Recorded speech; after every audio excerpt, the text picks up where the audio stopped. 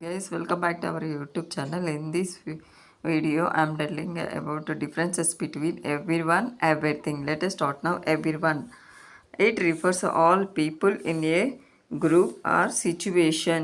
సందర్భాన్ని బట్టి అందరూ ఉన్నటువంటి ఒక గ్రూప్ గురించి చెప్పేటప్పుడు గ్రూప్లో ఉన్న అందరు సభ్యుల గురించి డిస్కస్ చేసేటప్పుడు ఎవ్రీవన్ అనేది ఉపయోగిస్తాము. Example, everyone loves a good party.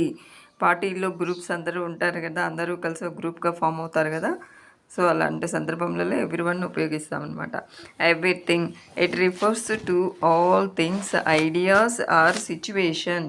ఒక ఐడియాస్, ఆలోచనలను కానీ వస్తువులను గురించి కానీ సందర్భాన్ని బట్టి మనము డిస్కస్ చేస్తున్నప్పుడు ఎవ్రీథింగ్ ఉపయోగిస్తాము. Everything example, everything will be okay. అంతా మంచిగా, అంతా ఓకే, అంతా మంచి, అంతా కరెక్టే అని అన్నట్లుగా ఎగ్జాంపుల్ మీనింగ్ అనమాట.